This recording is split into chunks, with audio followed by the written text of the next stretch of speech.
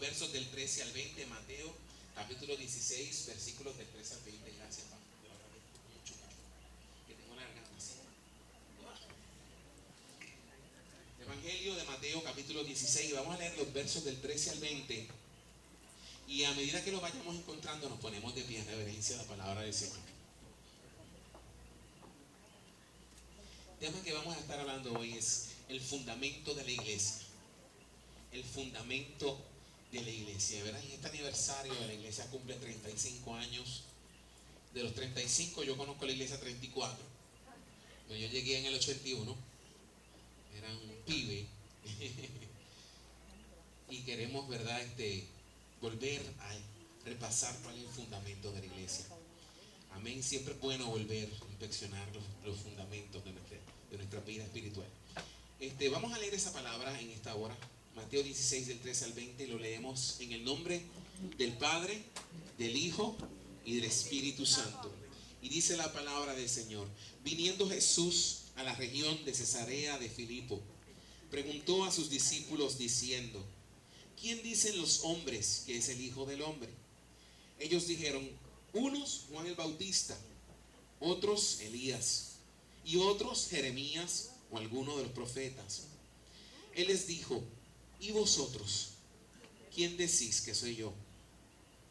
Respondiendo Simón Pedro dijo: tú eres el Cristo, el Hijo del Dios viviente.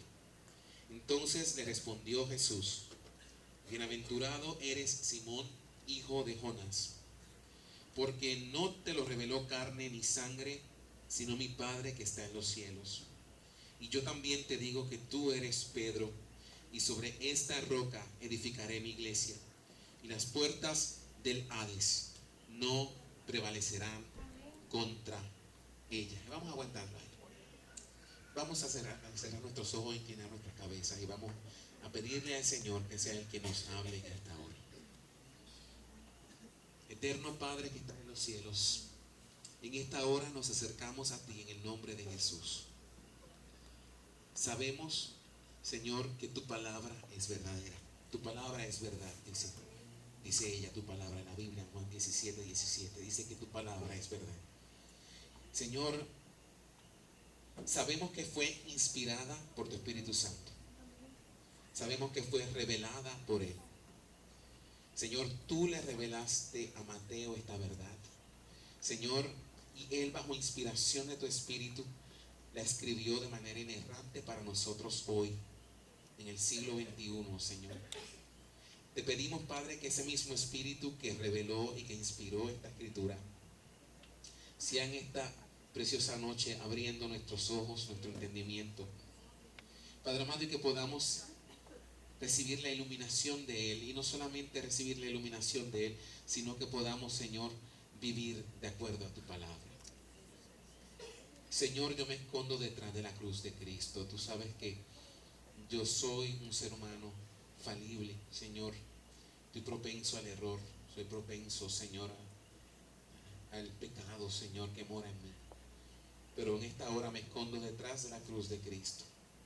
Y te pido, Señor, que sea tu Espíritu Santo, Señor, ayudándome en mi debilidad. Señor, antes de venir para acá escuchaba un cántico que decía: prepara, oh Dios, mi corazón para oír tu voluntad, Señor. Y luego decía: rompe el duro suelo en mí. Señor, yo me hago eco de esas palabras. Prepara mi corazón, Señor, para escuchar tu voz. Y rompe el duro suelo de mi corazón, Señor. Si no fuera por tu gracia, Señor, Padre, que moja, Señor, la tierra dura de mi corazón, Señor. Si no fuera por el arado de tu palabra, Señor, Padre, que aunque a veces duele, pero arranca las piedras que hay en el camino, Señor, y las raíces, Señor, que se van acumulando, Señor, no podría pararme en ti, Señor.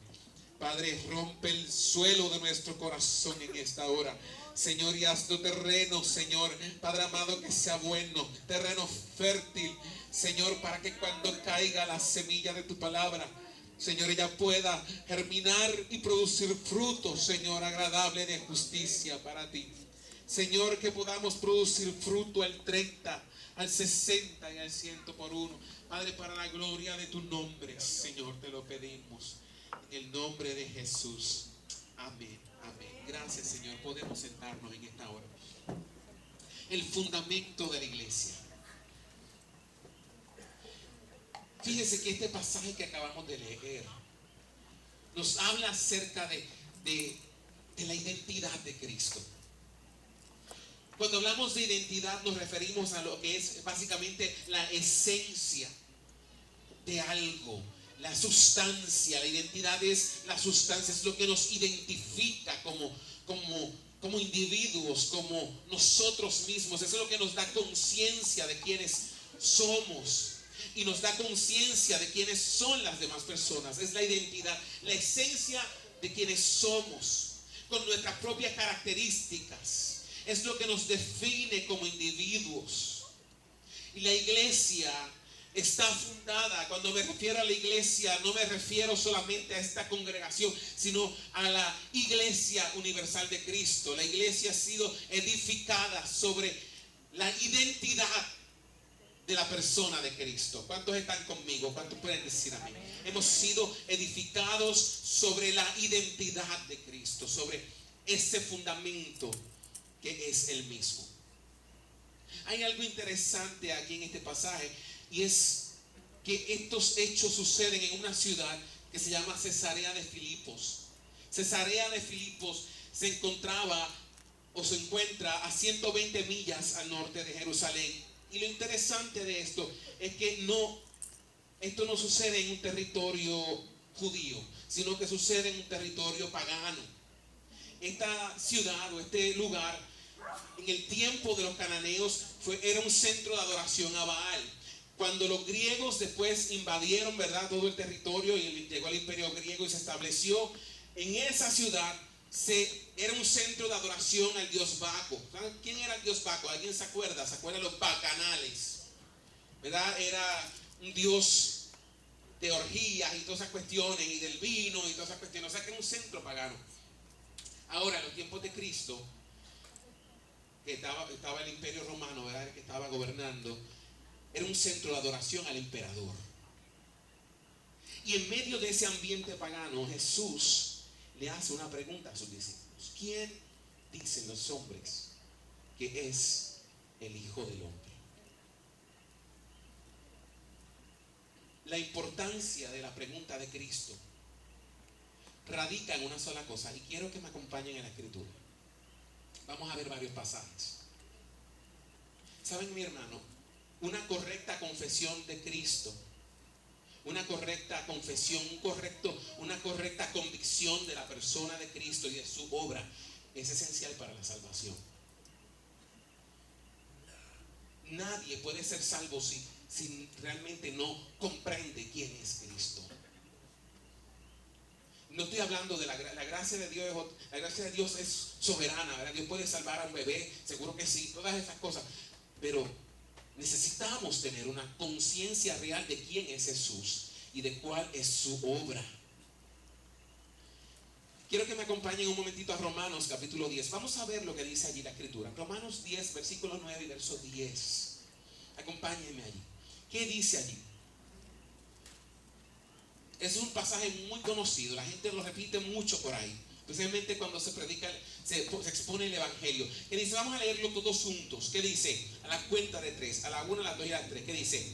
Que si confesares con tu boca que Jesús es el Señor y creyeres en tu corazón que Dios le levantó de los muertos, serás salvo. Y el verso 10 que dice: porque con el corazón se cree para justicia, pero con la boca se confiesa para salvación. Hay 3 palabras claves allí: confesar, creer y serás salvo. Y dice que si confesares con tu boca, ¿qué cosa? Que Jesús es el Señor. Ahora, no está hablando de un mero confesar como el papagayo, porque hay gente que piensa que confesar como el papagayo lo que lo salva. Eso no es lo que dice, no. Nuestra confesión tiene que ver íntimamente ligada con nuestra convicción. ¿Qué dice Proverbios? Que de la abundancia del corazón que habla la boca. Cuando en mi corazón hay una convicción profunda de que Cristo es quien dijo ser, que es el Hijo de Dios, que es el Señor, entonces lo que sale por mi boca reflejará eso que hay en mi corazón. Acompáñenme un momentito, primera de Juan 2, del 18 al 23. Lo que quiero dejar claro es eso, hermano, que que tenemos que tener una correcta convicción de quién es Cristo como iglesia. Vamos a ir, primera de Juan 2, 18 al 23. Y vamos a leerlo todos juntos. Cuando lo tengan me dicen amén, para saber que están conmigo. Amén. Vamos a leerlo poquito a poco. ¿Qué dice allí? Empezamos a la cuenta de 3, a la 1, a la 2 y a las 3. ¿Qué dice? Hijitos, ya es el último tiempo. Y según vosotros oísteis que el anticristo viene, así ahora han surgido muchos anticristos. Por esto conocemos que es el último tiempo. Dice el apóstol, eso era hace 2000 años, imagínense ahora. Verso 19, ¿qué dice? Salieron de nosotros, pero no eran de nosotros, porque si hubiesen sido de nosotros, habían permanecido con nosotros. Pero salieron para que se manifestase que no todos son de nosotros. Verso 20. Pero vosotros tenéis la unción del Santo y conocéis todas las cosas. O sea, cuando habla de la unción del Santo, no está hablando de una experiencia mística, está hablando de la persona del Espíritu Santo. ¿Cuántos lo entienden y están conmigo? Amén. Nosotros tenemos que al Espíritu Santo que mora en nosotros y Él nos revela todas las cosas, dijo Cristo en Juan, ¿no? Verso 21. No os he escrito como si ignoraseis la verdad, sino porque la conocéis y porque ninguna mentira procede de la verdad. Ahora, aquí es donde está el meollo del asunto, en el verso 22 y el verso 23. Vamos a leerlo todos juntos. ¿Qué dice? ¿Quién es el mentiroso sino el que niega que Jesús es el Cristo? Este es anticristo, el que niega al Padre y al Hijo. Verso 23.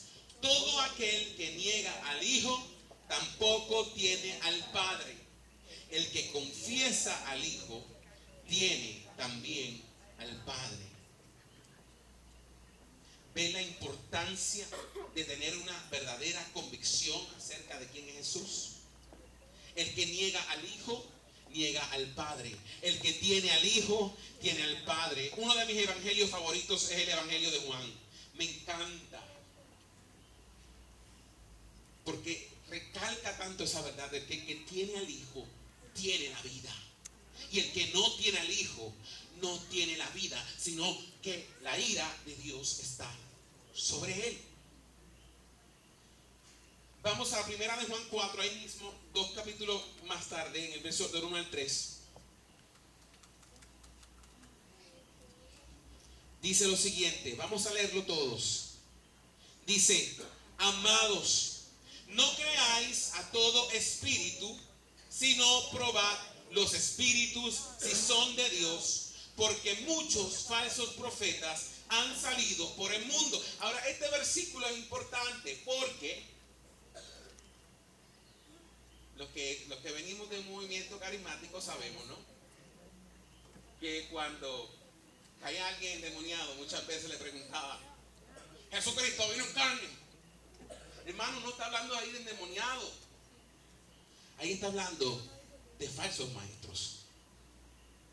Que la persona que se para aquí en el púlpito, usted tiene que probar de qué espíritu viene. Si viene de parte de Dios o es un falso maestro. Ahora, Juan decía aquí que una de las maneras de probar un falso maestro era por su doctrina. En los tiempos del apóstol Juan había un movimiento que se llamaba el gnosticismo. Y en los gnósticos hacían separación entre lo que era material y lo que era espiritual. Todo lo que es material para ellos era malo.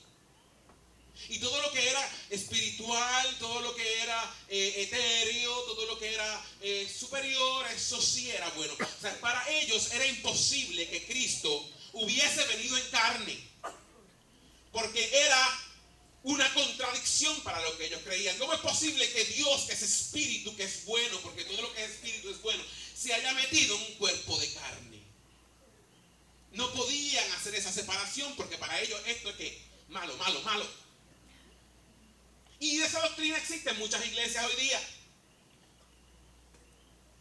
Por eso a veces se van a extremos de que vamos a ayunar y toda la semana están ayunando y ayunando y ayunando. Porque hermano, porque hay que someter a esta carne y qué sé yo qué, y la carne es el diablo. Eso no es lo que está diciendo, hermano. Y esto es lo que pasaba en los tiempos de Juan. Y lo vemos en el verso 2 de primera de Juan 4, que dice: en esto conoced el Espíritu de Dios. ¿Qué dice? Todo espíritu, cuando vuelvo y digo espíritu, se refiere a ¿qué? Al Maestro. Todo espíritu que confiesa que Jesucristo ha venido, ¿cómo? En carne, ¿qué dice? Es de Dios. Y todo espíritu que no confiesa que Jesucristo ha venido en carne, no es de Dios. Y este es el espíritu ¿de quién? Del anticristo, el cual vosotros habéis oído que viene y que ahora ya está, ¿dónde? En el mundo. O sea, hermano, que la iglesia, una iglesia que tiene un fundamento sólido, tiene una sana doctrina acerca de la persona de Cristo. ¿Están conmigo hasta aquí? Y una de las doctrinas principales y fundamentales de la iglesia es la encarnación de Cristo. Y contra eso luchó Juan, hermano, porque eso era lo que estaba, ese era el espíritu que dominaba, el espíritu del anticristo. Por eso en primera de Juan, capítulo 1, él dice: lo que hemos visto desde el principio, lo que hemos oído, lo que palparon nuestras manos, lo que vieron nuestros ojos. O sea, él dice, no era un fantasma lo que estábamos viendo allí, no era un espíritu, era una persona de carne y hueso. Y fue alguien con quien comimos. Fue alguien en el cual yo me recosté sobre su pecho. Él no era un fantasma. Él era Dios hecho carne. Porque en él habita corporalmente toda la plenitud de la deidad.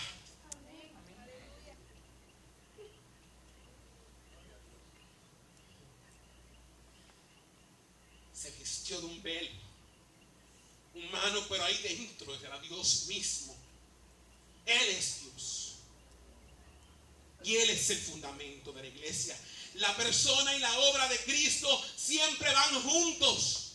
Juntos. La persona de Cristo y su obra siempre van juntos. No puedes divorciarlo.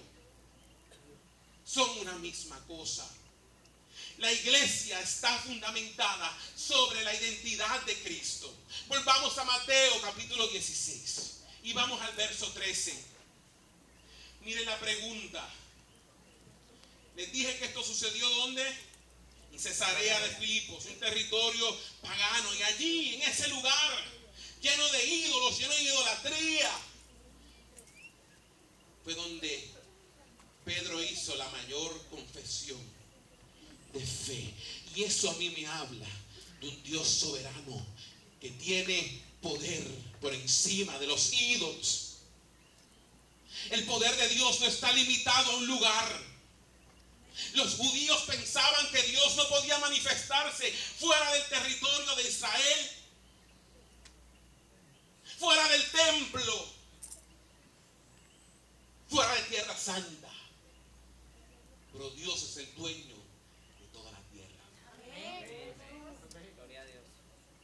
Y el Espíritu Santo tiene el poder para resucitar un muerto de 3 días, de 4, ¿verdad? Era que tenía la 4 días. Hermano, y eso eras tú. Tú eras un muerto de 4 días como era yo, apestoso, lleno de gusanos. Ya apestábamos, ya hedíamos, no había posibilidad de vida. Y el Espíritu de Cristo soberanamente insufló su vida dentro de nosotros. Y nos resucitó. Primera, Mateo 16, verso 13. Perdona que me estoy como... Hermano, perdónenme. Quizás yo no soy el mejor predicador y vuelvo y lo digo. Hay muchísimos predicadores mejores que yo. Y yo cometo muchos errores. Yo no sé de homilética ni hermenéutica ni nada de esas cuestiones. Usted me va a perdonar, pero doy lo que tengo. Como decía Pedro y Juan, ¿verdad? Lo que tengo te doy. La pregunta en Mateo 16:13, ¿cuál era? Dice, ¿quién dicen los hombres que es el Hijo del Hombre? Fíjense que Jesús les pregunta a ellos, como quien no quiere la cosa, ¿verdad? Ahora, óigame acá. ¿Qué dice la gente por ahí de mí? Si eso viniera de mí, ¿verdad? Eso sería como una pregunta como que, ¿qué se cree este? La última Coca-Cola del desierto. ¿Cómo va a ser? ¿Qué dice la gente de mí? ¿Y cuál fue la respuesta de los discípulos? Bueno, unos dicen que tú eres Elías, otros dicen que tú eres Jeremías, otros que tú eres uno de los profetas, qué sé yo qué. ¿Sabe qué, mi hermano? Todo el mundo tiene una opinión acerca de Cristo.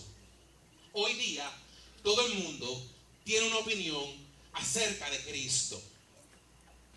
Unos creen que Cristo fue un gran maestro, otros creen que fue un filósofo, otros creen que fue un moralista. Vino a establecer unos patrones morales. Unos creen que fue un profeta, otros dicen que fue un mito, otros dicen que estaba loco, unos dicen que no era nadie, que ni siquiera existió.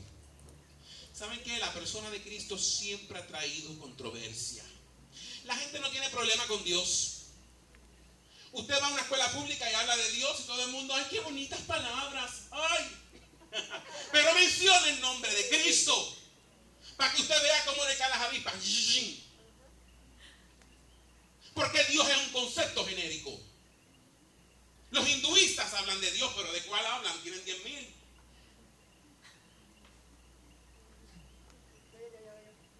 Pero Cristo es lo que hace la diferencia. ¿Están conmigo? Juan 10, del 19 al 21, que dice, a mí me gusta coger por la Biblia, así que usted me perdona. Y me acompañan por la Biblia. Juan 10, del 19 al 21, ¿qué dice allí?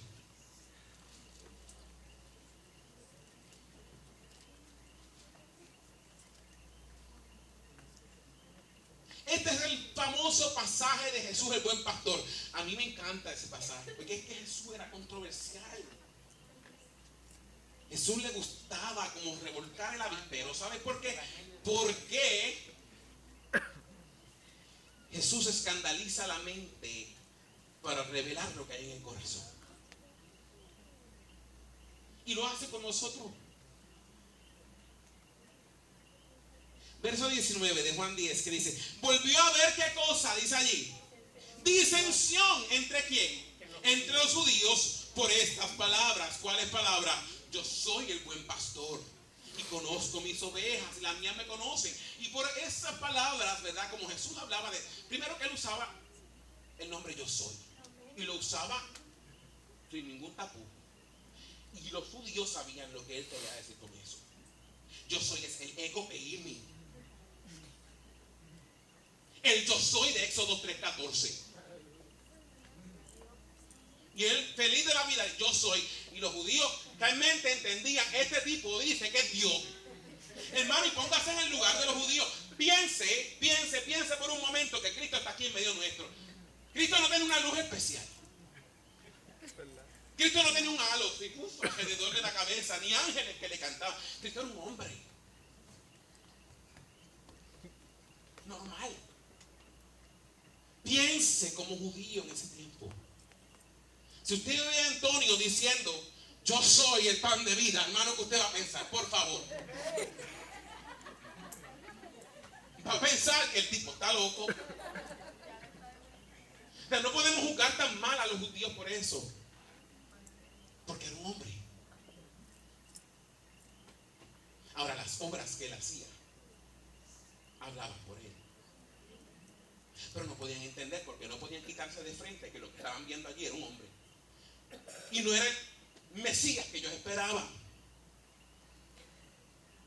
Y volvió a ver disensión entre los judíos por estas palabras. Verso 20, que dice: muchos de ellos decían, demonio tiene y está fuera de sí, ¿por qué le oís? Verso 21, decían otros: estas palabras no son de endemoniado. ¿Puede acaso el demonio abrir los ojos de los ciegos? ¿Ves que había disensión entre los judíos? Jesús siempre ha traído discordia. ¿Qué dijo él? Yo no vine a traer paz, sino que espada. Eso es así, mi hermano. El comprender la correcta identidad de Cristo es la línea divisoria entre la vida y la muerte, la bendición y la maldición, la ira divina y el favor inmerecido, los hijos de Dios y los hijos del diablo. ¿Usted me entiende? El conocer la verdadera identidad de Cristo es la línea divisoria que demarca, ¿verdad?, quiénes son los hijos de Dios, quiénes son los hijos de Satanás. ¿Cuál es la bendición? ¿Cuál es la maldición? Él es la línea ecuatorial que divide al mundo. El entender la identidad de Cristo. Nunca, y escucha esto, iglesia, nunca podremos tomar una decisión correcta sobre Cristo realizando encuestas entre la gente. Vuelvo y lo repito. Nunca podremos tomar una decisión correcta sobre Cristo realizando encuestas entre la gente, encuestas de popularidad. Lamentablemente mucha gente vive así hoy día. Su concepto de Cristo, el concepto que tienen de Cristo es por lo que han oído decir de otros por ahí.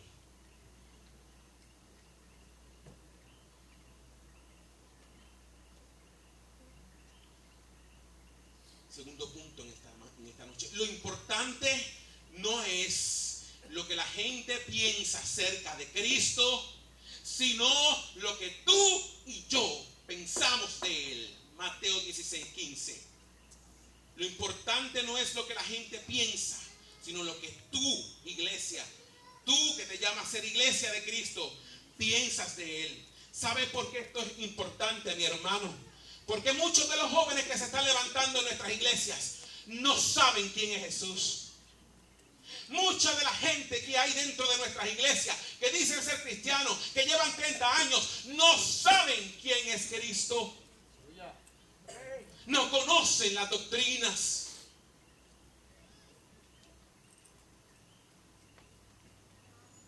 Y eso es lamentable. Mateo 16:15.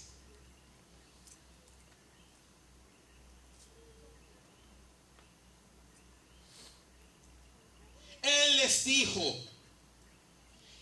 ¿y vosotros quién decís que soy yo? ¿Sabe qué, iglesia? Jesús no se preocupa por lo que la gente o el mundo opinen de Él. Él no tiene sin cuidado lo que la gente opine de Él. Él está más interesado en saber qué piensan de Él los que afirman conocerle. La primera pregunta que Jesús les hizo fue para tantearlo. Pero Él no le importaba, Él sabía lo que la gente decía. Él quería saber qué dicen ustedes. Que llevan 3 años y medio comiendo conmigo, viviendo conmigo, viéndome hacer milagros. Una enseñanza directa. Mi hermano, eso es el verdadero discipulado. Lo que Cristo hizo, eso es verdadero discipulado. Discipulado es derramar mi vida en otra persona. Y eso fue lo que Cristo hizo con nosotros. No es lo que nosotros hacemos en nuestra iglesia. Decimos, ay, el grupo de discipulado, y es una clase de una semana y el resto de la semana no hay conexión. Y todos hemos fallado en eso. Yo he fallado en eso. Eso no es discipulado.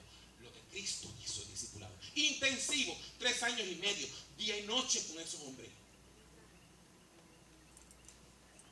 Después que los enseñó, váyanse por ahí, de 2 en 2 y vayan, hagan milagros, ganen enfermos. Pero ¿cómo, Señor? Si tú no vas a, no te preocupes, en mi autoridad, tú vas a ir. Y después vinieron, Señor, estamos bien contentos. Los demonios se nos sujetaron en tu nombre.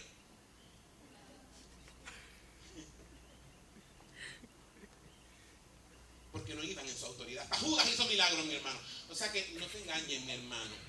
El hecho de que tú veas a un hombre haciendo milagros no quiere decir que sea un siervo de Dios. Hasta Judas hizo milagros. Porque fue la autoridad delegada que Cristo le dio. ¿Está conmigo? Por eso es que el falso maestro no se identifica por sus milagros, sino por su doctrina. ¿Están conmigo, verdad? Jesús no se preocupa por lo que la gente o el mundo opinen de Él. Él está más interesado en saber qué opinan de Él, los que afirman conocerle.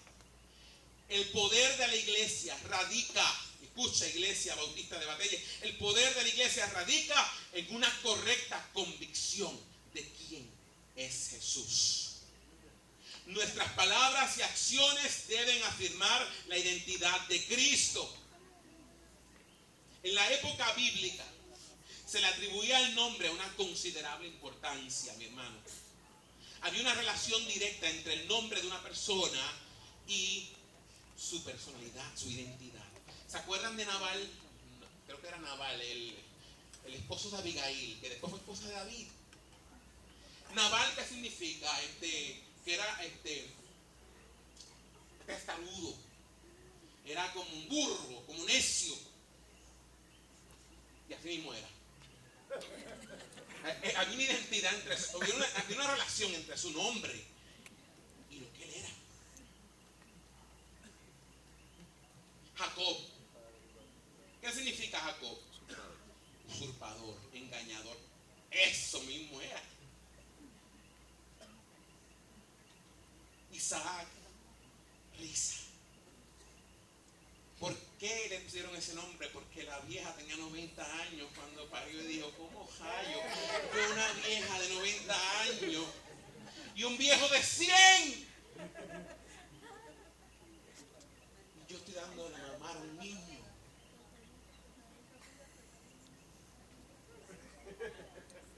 ¿Me entiendes? Hay una conexión entre el nombre y la identidad de la persona. El nombre participaba de alguna manera en la esencia que tiene por objeto revelar. No como hoy día que le ponemos nombres a nuestros hijos sin sentido. ¿Cómo se llama el padre? Benjamín. ¿Cómo se llama la madre? Vanessa. ¿Y la nena cómo se llama? Benjanesa. Hello. ¿Por qué esto? Cuando yo oigo nombres así, yo digo, el Padre Celestial. Hermano, yo soy enfermero, créame, yo he visto cosas. Kenway, Cherokee Hyundai. Yo no sé, deberían de legislar porque no sé si eran esas cosas, pero porque papá era mecánico. Sin sentido, pero en los tiempos bíblicos, mi hermano, los padres ponían nombre a sus hijos con propósito. Porque querían marcar el destino de su vida. Y no estoy hablando de tercera ola, ni de declaraciones, ni de cosas raras, no. Debemos de aplicar eso mismo nosotros, hoy día, ¿no? El nombre expresa la personalidad del individuo, al punto que conocer el nombre de alguien era conocerle íntimamente. Nuestro andar debe ser cónsono con la identidad de Cristo, del Cristo al que nosotros confesamos. Quien les está hablando aquí, mi hermano, no es perfecto, no camina sobre el agua, no piense. Si usted quiere, pregúntele a Ruti, que es la que vive conmigo. Mis hijos saben muy bien, antes de venir para acá, hermano, yo no venía en un ambiente de alabanza y adoración. Yo venía peleando con mis hijos. Y por favor, mi hermano, usted sabe que es verdad. No se haga. Ustedes vienen por ahí toda la caja de como perros y gatos, y bajan por ahí, entonces se ponen la máscara de santidad para bajar a la iglesia. Dios te bendiga, hermano. Sí, ay, siento la unción. Hermano, por favor, sea honesto. Tamara, la hija de Gaby, es loca con la iglesia de nosotros porque dice, yo nunca he visto una iglesia tan transparente como esta.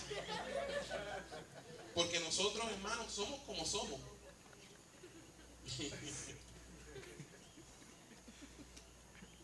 Pero debemos procurar que nuestra vida se alinee de acuerdo a la identidad del Cristo que profesamos.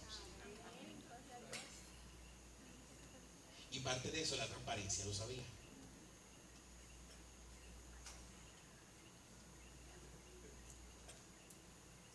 Quítese las máscaras de religiosidad por Cristo. No sea hipócrita.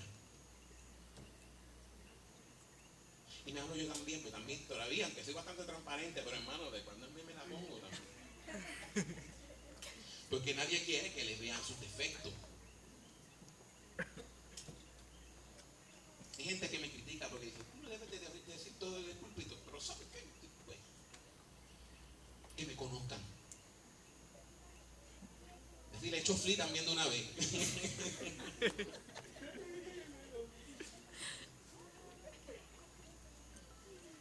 Ay, Señor. Tercer punto, la identidad de Cristo es el fundamento mismo de la iglesia. Vamos a ver los versos 16 al 18, Mateo 16. Estoy terminando ya.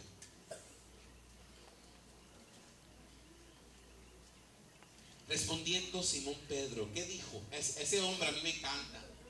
Pedro es uno de mis personajes favoritos, hermano, porque yo soy como Pedro muchas veces. Y yo creo que aquí todos son como Pedro, ¿verdad?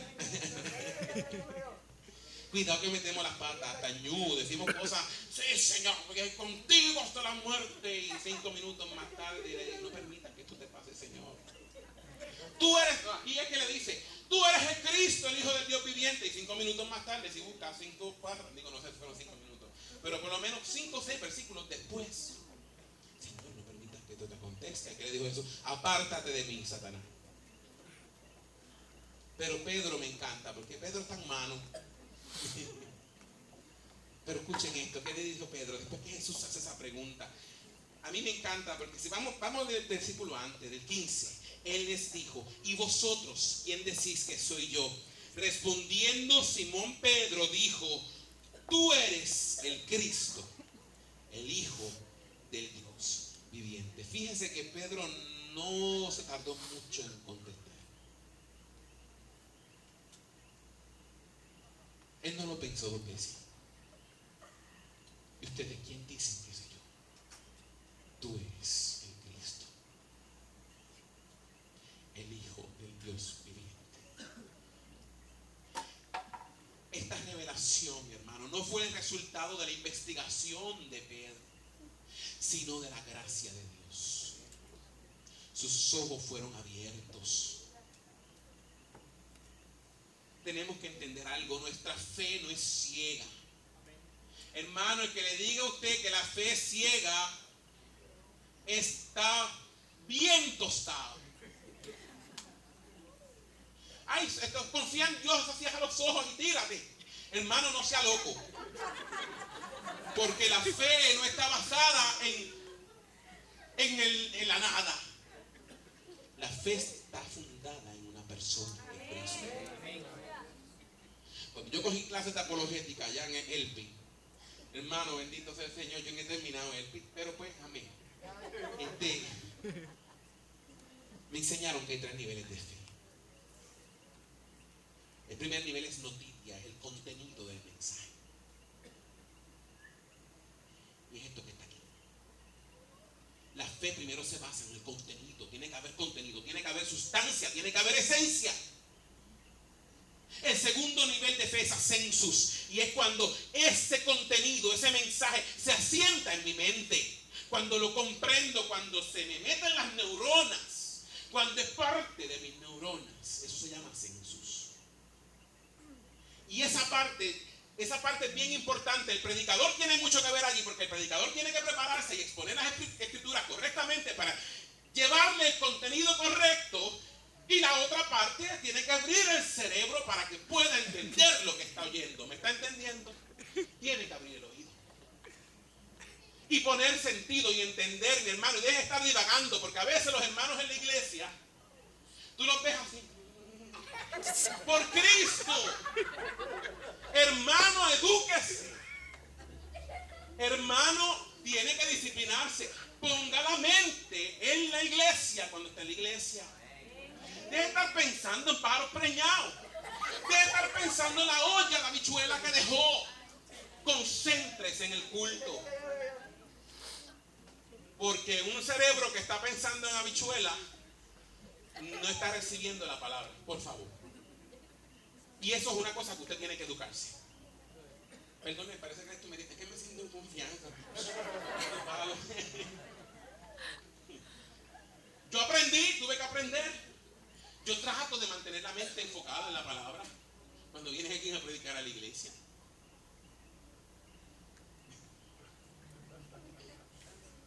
O sea que esa primera parte, la noticia y el ascenso, tiene que haber.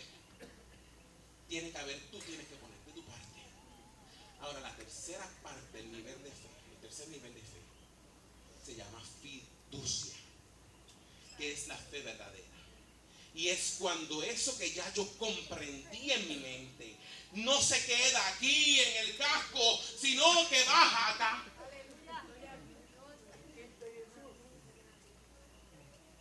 Y esa obra del Espíritu Santo no es mía.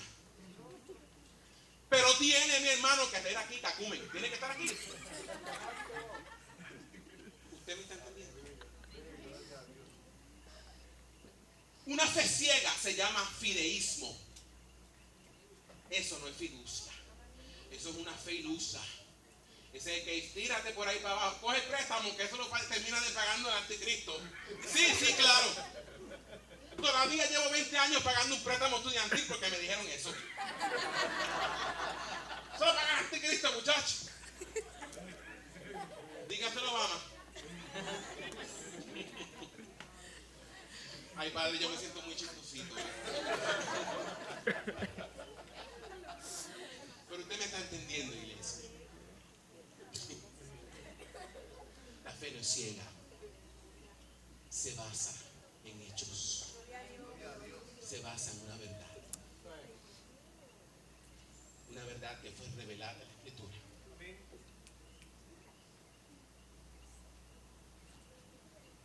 Su palabra es verdad.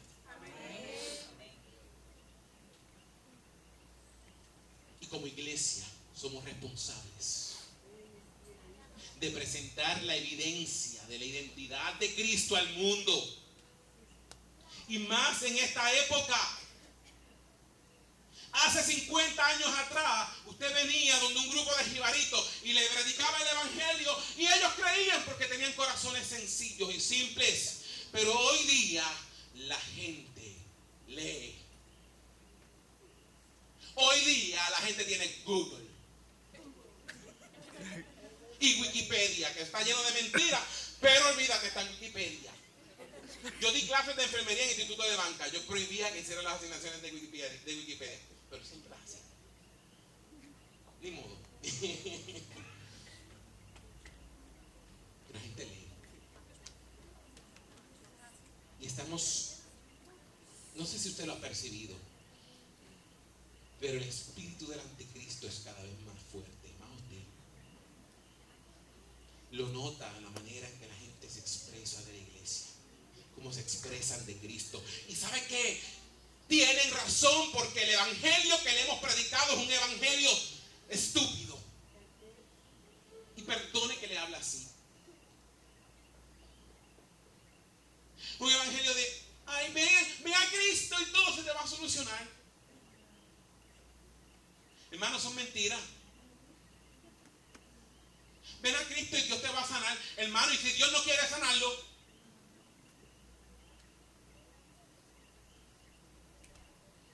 ay, ven a Cristo y tú vas a sentir una cosa bien linda. Hermano, ¿quién dijo que eso se trata de sentir?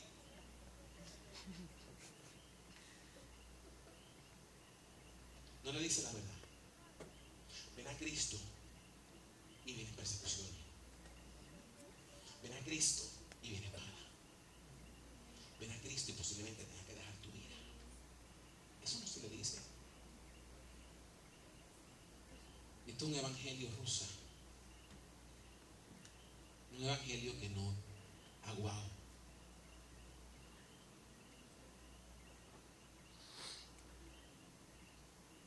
que educarnos y presentar defensa de nuestra fe. Una defensa lógica. Una defensa coherente. No, ¿por qué tú crees esto? Ay, porque sí, porque eso es lo que yo he vivido toda mi vida en la iglesia. ¿Quién dijo que eso es así?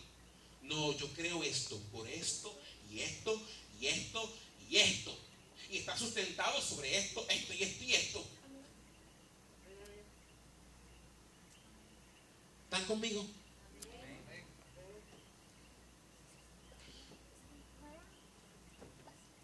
Hubo otras confesiones similares a la de Pedro. Muchísimas. Antes de que Pedro confesara esto, hubo otras confesiones. Por ejemplo, Natanael en el capítulo 1 de Juan. Cuando viene Felipe y le dice, mira, hemos hallado al Cristo. Y le dice, ajá, sí, se llama Jesús de Nazaret. ¿De Nazaret? ¿Estás loco? De Nazaret puede salir algo bueno. Pues ven y ve, compruébalo. Y cuando Jesús lo vio llegar, dijo, he aquí un verdadero israelita, del cual no hay engaño. Y él le dice, acá y donde tú me conoces. Antes de que Felipe te llamara, cuando estabas debajo de la higuera, yo te vi. Verdaderamente tú eres el rey de Israel. Claro, 1 más 1 es 2. Porque Cristo le dijo algo que él había vivido. O sea, eso no fue una confesión genuina. Eso fue una confesión motivada por una emoción. La emoción de que, ay, me leyó los pensamientos. ¿Cómo que me vio cuando yo estaba debajo de la higuera? Y muchas otras similares. En Juan 2 dice que cuando estaba en Jerusalén durante la fiesta de la Pascua hizo muchos milagros y muchos creyeron en él, pero Jesús mismo no se fiaba de ellos porque conocía a todos. Creían porque habían visto milagros, pero no había una convicción genuina.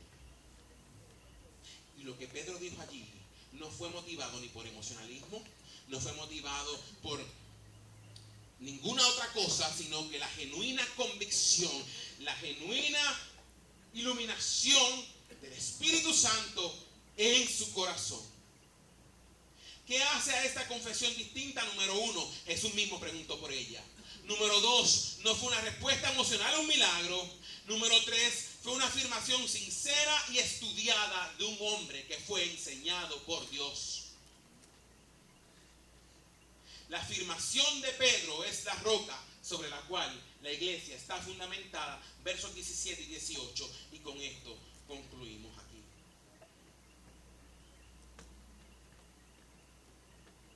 Entonces le respondió Jesús, miren esto, después que Pedro confiesa esto, dice, entonces le respondió Jesús, bienaventurado eres, Simón, hijo de Jonás, porque no te lo reveló carne ni sangre, sino mi Padre que está en los cielos. Y yo también te digo que tú eres Pedro, y sobre esta roca edificaré mi iglesia, y las puertas del Hades no prevalecerán contra ellas. Fíjate que Jesús primero llama a Pedro por su primer nombre. ¿Cuál era su nombre original? Simón. Acuérdense del nombre y la identidad. Bienaventurado eres Simón. Y yo me puse a buscar lo que significaba Simón, porque alguien una vez me dijo que significaba arena. Y yo por muchos años me lo creí, pero lo busqué bien. Y Simón lo que significa es oidor, obediente. Él era un cabezón, él era un mandado, pero era un oidor, obediente. Era de las ovejas que Jesús dice en Juan 10. De mis ovejas oyen mi voz. Y yo las conozco y me siguen. Y una cosa bien importante, dice que él era Simón, hijo de ¿quién? De Jonás. ¿Y sabe lo que significa el nombre Jonás? Significa paloma. Bienaventurado eres, oidor obediente, hijo de la paloma. Y la paloma es un símbolo de quién? Del Espíritu Santo. Pedro había sido enseñado por Dios. En Juan 6, ¿qué dice Jesús? Acompáñenme un momentito. Que eso estaba enseñando yo en estos días en la iglesia.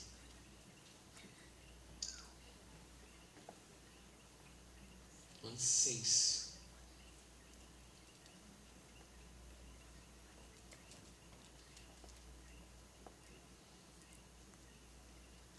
Juan 6:45 dice: escrito está en los profetas, y serán todos enseñados por Dios. Así que todo aquel que oyó al Padre y aprendió de Él, viene a mí. ¿Y Simón qué significa? Oidor. Todo aquel que oyó al Padre y aprendió de Él, viene a mí. Por eso Jesús le dijo: bienaventurado, más que dichoso, aprobado eres, Simón, oidor obediente, hijo de la paloma, del Espíritu Santo. Si no quieres coger, si no, en Cantares dice que la paloma hace su nido ¿donde? En la roca.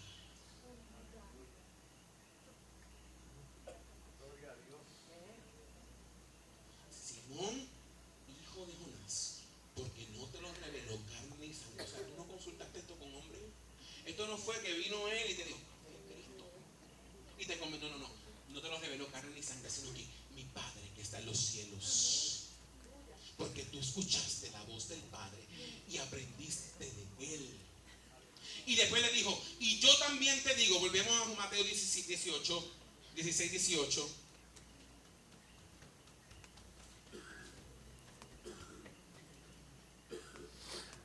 Y yo también te digo que tú eres ¿qué? Pedro, y sobre esta roca edificaré mi iglesia. El nombre Pedro, Jesús le cambió el nombre de Simón a Pedro. Pedro viene del griego Petros, que significa piedra pequeña. Y sobre esta Petra, roca, edificaré mi iglesia. Ahora, ¿cuál es la Petra o la roca sobre la cual la iglesia está edificada? La verdad que Pedro confesó con su boca: tú eres el Cristo, el Hijo del Dios viviente. Tú eres Pedro, y sobre esta roca que acabas de decir, yo edificaré mi iglesia. O sea, el fundamento de la iglesia es Cristo. Y tú, Pedro, tienes el privilegio de ser una piedra que forma parte del templo espiritual, que es la iglesia. Y después Pedro en su carta más adelante dice que nosotros también somos ¿qué? Piedras vivas.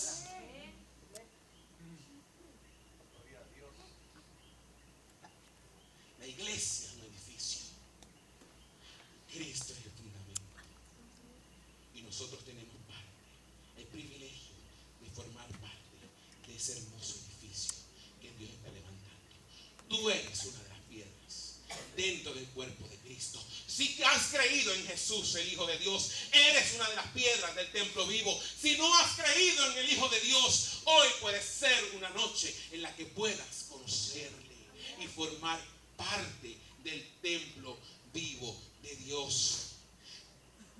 Y luego dice en el verso 18, ahí mismo: tú eres Pedro, y sobre esta Petra edificaré mi iglesia. ¿Y qué dice? Y las puertas del Hades no prevalecerán contra ella. Y cuando yo leía ese verso hace 20 años atrás, yo lo que entendía era que las fuerzas del infierno iban a estar todo el tiempo contra la iglesia, pero que aún así la iglesia apaleada, aporreada, casi destruida, pero la iglesia iba a prevalecer. Eso era lo que yo entendía.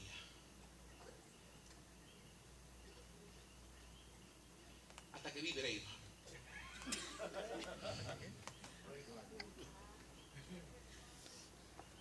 Lea bien. ¿Qué dice allí? Y las puertas del Hades no prevalecerán contra la iglesia.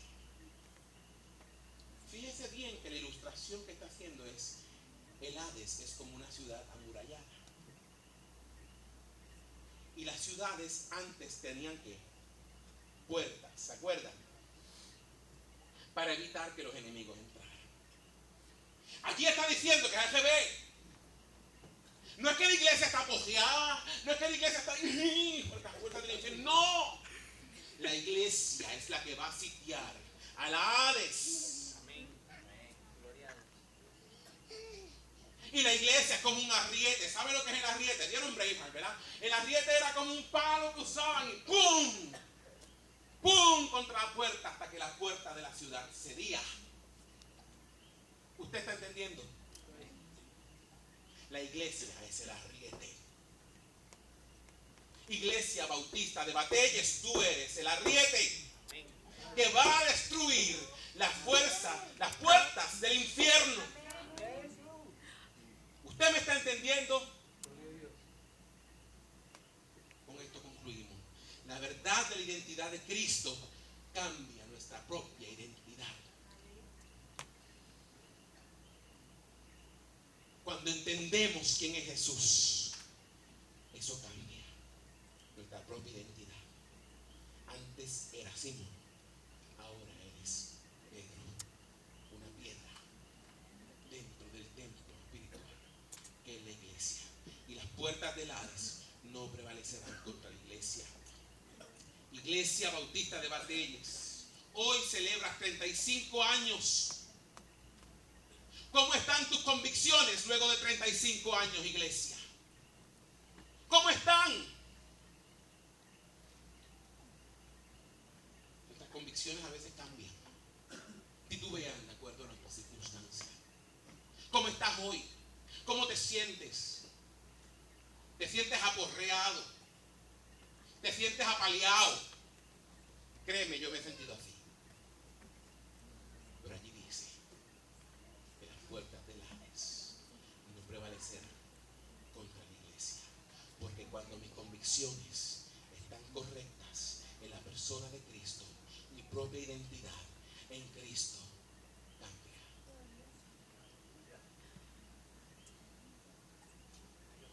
En Cristo soy santo. En Cristo soy perfecto. En Cristo soy perdonado. Escucha bien lo que estoy diciendo. Estoy diciendo en Cristo. No estoy diciendo en Roberto, porque Roberto era un disparatero, pecador, tiene malos pensamientos.